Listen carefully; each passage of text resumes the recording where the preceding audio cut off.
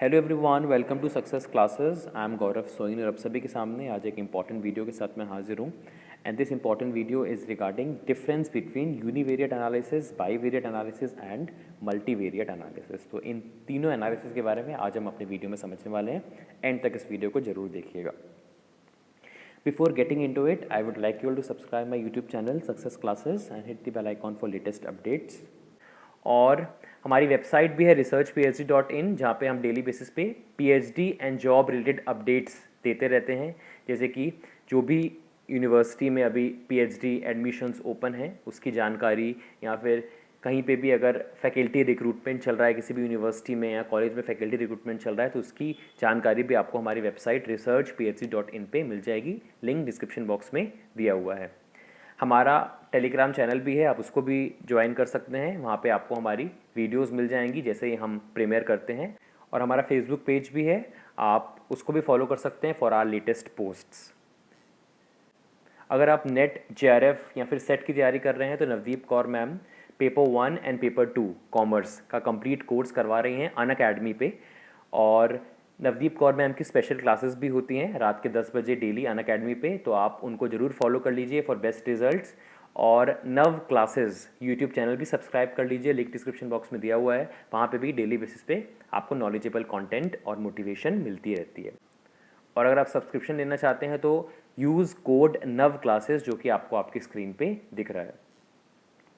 इसके अलावा आप नवदीप कौर मैम की paper 1 question bank and commerce book भी रेफ़र कर सकते हैं फॉर बेस्ट रिजल्ट्स। और आपको latest and authentic content in books में मिल जाएगा। लिंक डिस्क्रिप्शन बॉक्स में दिया हुआ है अगर आप इन बुक्स को परचेज करना चाहते हैं तो। चलिए आ जाते हैं हमारे कंटेंट की तरफ। और यूनिवेरिएट एनालिसिस, बाईवेरिएट एनालिसिस और मल्टीवेरिएट एनालिसिस के बीच में डिफरेंस समझने से पहले हमें एक बहुत इंपॉर्टेंट चीज़ समझनी चाहिए यहाँ पे कि कौन सा एनालिसिस, कौन सी डाटा एनालिसिस टेक्निक हमें कब यूज़ करनी है, ये हमें पता होना चाहिए। किन किन फैक्टर्स को देख करके हम ये डिसाइड करते हैं कि हमें यूनिवेरिएट एनालिसिस करना है या बाईवेरिएट एनालिसिस करना है या मल्टीवेरिएट एनालिसिस करना है। First and the foremost thing is, you can say, number of variables. How many variables are there? If there is only one variable, then you cannot use bivariate analysis. You are supposed to use univariate analysis. If there are two variables involved in your research, then you have to use bivariate analysis. More than two, then you have to use multivariate analysis. So first thing, first factor that I have told you, that you have to focus on number of variables before selecting which data analysis technique you have to use. Second is types of data. Whether you have to use primary data or you have to use secondary data, किस तरीके का data है आपके पास, ये भी decide करता है कि आपको कौन सा डाटा एनालिसिस टेक्निक यूज़ करनी है अपनी रिसर्च में। And third and the foremost is statistical inquiry. Suppose आपको अपने रिसर्च में पाई चार्ट यूज़ करना है, you have to use regression analysis, right. आपको लग रहा है कि the need of my research is that I have to describe my data in histogram, in pie chart, in bar chart, then you cannot use multivariate analysis in that case. You have to use univariate analysis, जो कि मैं अभी आगे जाकर के आपको बताने भी वाला हूँ, right? So there are basically three main factors that you have to consider while selecting the data analysis technique. And what are they? Number of variables, types of data, and focus of statistical inquiry. इसके बाद आ जाते हैं हम univariate analysis की तरफ. What is univariate analysis? In univariate analysis, there is only one variable, and this analysis does not deals with cause or effect relationship. Is it clear? मतलब यहाँ पे आप cause and effect relationship establish कर ही नहीं सकते because there is only a single variable involved, right? और साथ ही साथ यहाँ पे एक चीज़ आपको और ध्यान देनी है कि univariate analysis में आपको simply डाटा को डिस्क्राइब करना है और डाटा पैटर्न्स फाइंड आउट करने हैं। Is it clear? जैसे कि मैं आपको एग्जांपल बताना चाहता हूँ। सपोज़ मुझे ये जानना है कि अक्टूबर, नवंबर, दिसंबर में लास्ट क्वार्टर में कितने लोग वैक्सीनेटेड हुए थे। I just want to know the quantity in the form of bar charts, in the form of histogram, जिससे मैं बार चार्ट या हिस्टोग्राम या पाई चार्ट देख करके समझ जाऊं कि अक्टूबर में कितने लोग वैक्सीनेटेड हुए थे, नवंबर में कितने लोग वैक्सीनेटेड हुए थे और दिसंबर में कितने लोग वैक्सीनेटेड हुए थे। बस मुझे इतना ही जानना है, मुझे बस डिस्क्राइब करना है डाटा को प्रेजेंटेबल फॉर्म में with the help of histogram और फ्रीक्वेंसी पॉलीगॉन और bar chart as the case में be, then in that case I'm supposed to use univariate analysis. Is it clear? So there are several ways which you can use in univariate analysis, but some of them is written here. Frequency distribution tables, histograms, frequency polygons, pie charts, bar charts, इन सबको आप use कर सकते हैं in order to describe your data under univariate analysis. Is it clear?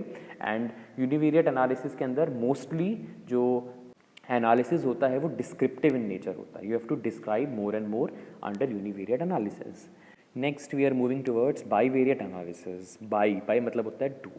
यहाँ पे हम क्या कर रहे हैं, यहाँ पे हम रिलेशनशिप इस्टेब्लिश करना चाहते हैं, just like we do in experimental research, cause and effect relationship in between independent and dependent variable, right? So bivariate analysis is slightly more analytical than univariate analysis because it is not only restricted to description, because इसमें आप सिर्फ describe नहीं कर रहे हो, you are analysing also. इसीलिए univariate analysis से थोड़ा ज़्यादा एनालिटिकल होती है बाईवेरिएट एनालिसिस, राइट? और जैसे कि यहाँ पे बताया गया है कि इन दिस पर्टिकुलर एनालिसिस आप कंपेरिजन करते हो बिटवीन टू डाटा सेट्स, है ना? You have to compare, you have to establish a relationship, and for that you have to use correlation coefficients or regression analysis. These tools you can use for bivariate analysis. Is it clear? For example, I am an independent variable. अभी आप मेरा video देख रहे हो, ठीक है, आप समझ रहे हो चीज़ों को, तो जिस तरीके से, जितनी अच्छी तरीके से मैं चीज़ों को समझाऊंगा उतनी अच्छी तरीके से आपको समझ में आएगा. तो यहाँ पे क्या हो गया, यहाँ पे हो गया bivariate analysis. Here we are establishing a relationship between my YouTube channel and my subscribers, right? तो हम यूज़ कर सकते हैं correlation coefficient because इसमें हम बात ही करते हैं relationship की, और regression analysis भी हम यहाँ पे यूज़ कर सकते हैं in order to do a bivariate analysis. correlation और regression के ऊपर मैंने एक complete video बनाई हुई है, मैं आपको बता दूँ. स्टैटिस्टिक्स प्लेलिस्ट के अंदर मैंने कोरिलेशन और रिग्रेशन दोनों को कवर किया हुआ है. अगर आप डिटेल में कोरिलेशन और रिग्रेशन के बारे में जानना चाहते हो, which is very much relevant for PhD entrance exam as well as your entire research journey, so you can refer that. Link is given in the description box. Playlist का नाम है स्टैटिस्टिक्स. उसमें आपको जितनी भी स्टैटिस्टिक्स रिलेटेड वीडियोज़ हैं सारी की सारी मिल जाएंगी. तो ये है बाईवेरिएट एनालिसिस, और मैंने आपको एग्जाम्पल की मदद से भी समझा दिया. अब आ जाते हैं हम अपनी लास्ट एनालिसिस की तरफ, दैट इज़ मल्टीवेरिएट एनालिसिस, जिसमें more than two variables are involved.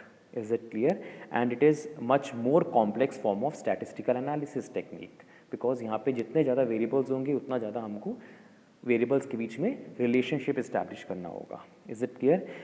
इसको इस तरीके से समझ सकते हैं, सपोज़ मैं एक डॉक्टर हूँ और मेरे पास एक पेशेंट आया और उसने मुझे बताया कि मुझे कोलेस्ट्रॉल है, मुझे ब्लड प्रेशर है, मेरा वेट भी बहुत ज़्यादा तेज़ी से बढ़ रहा है. तो ये तीनों जो है मुझे प्रॉब्लम्स हैं. अब मैं क्या कर रहा हूँ, अब मैं उस पर्टिकुलर पेशेंट से उसका डेली मील प्लान पूछ रहा हूँ कि आप कितनी चपाती खाते हो, आप कितना राइस इनटेक करते हो, आप कितनी चॉकलेट्स खाते हो, आप कितना डेयरी प्रोडक्ट्स यूज़ करते हो अपनी मील में, राइट? तो यहाँ पे बहुत सारी चीज़ें इन्वॉल्व हैं. जो भी पूरे दिन भर में वो इंसान खाता है, पूरे हफ्ते में वो इंसान खाता है, उन सभी एक एक चीज़ का, एक एक वेरिएबल का मैं रिलेशनशिप इस्टेब्लिश करूँगा between cholesterol, then that variable relationship with blood pressure, then that variable relationship with weight gain. ऐसे में हर एक चीज़ का कोलेस्ट्रॉल, ब्लड प्रेशर और वेट गेन के बीच में रिलेशनशिप इस्टेब्लिश करूँगा. Is it clear? So this particular analysis is multivariate analysis. That is why it is considered as much more complex than bivariate and univariate. Is it clear? And for multivariate analysis, you can use various techniques such as factor analysis, cluster analysis, variance analysis, discriminant analysis, multidimensional scaling, principal component analysis and redundancy analysis. तो इन analysis को आप use कर सकते हैं multivariate analysis, दो से ज़्यादा variable के बीच में रिलेशनशिप इस्टेब्लिश करने के लिए. Is it clear? एक चीज़ मैं आपको बताना चाहता हूँ, मेरे दिमाग में एक क्वेश्चन क्लिक हुआ. मेरे PhD एंट्रेंस एग्जाम में एक क्वेश्चन आया था एनालिसिस के ऊपर. उसमें मुझसे ये पूछा गया था, if I am suppose to use mean, median, mode, dispersion, range, standard deviation, then which analysis should be preferred? और ऑप्शंस थे univariate, bivariate and multivariate, right? तो इसका आंसर है यूनिवेरिएट एनालिसिस। हम क्या कर रहे हैं, हम डाटा को डिस्क्राइब कर रहे हैं और हम डाटा का पैटर्न देख रहे हैं, and for that we can use mean, we can use mode, we can use standard deviation, range, variance, right?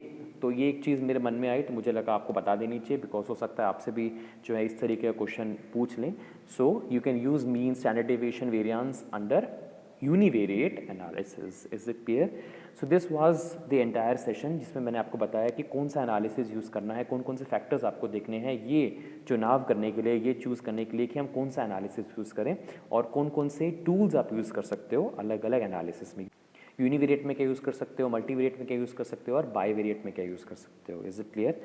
So this was the entire video on 3 types of analysis. If you have any other query then you can write down below this video. पसंद आया video तो like कर दीजिएगा और एक प्यारा सा comment भी कर दीजिए, जिससे इसी मोटिवेशन से आप लोग के लिए वीडियोस लाते रहें। कोई और क्वेरी है तो आप इस वीडियो के कमेंट सेक्शन में लिख सकते हैं, हम डेफिनेटली उसको कंसीडर करेंगे। And share this video with maximum, जिससे ज़्यादा से ज़्यादा लोगों तक वीडियो पहुँचे और उनको भी इस पर्टिकुलर टॉपिक के बारे में जानकारी मिल जाए। तो thank you so much for your valuable time. ऐसे इंपॉर्टेंट वीडियोज़ मैं लाता रहूँगा। जय हिंद, जय भारत।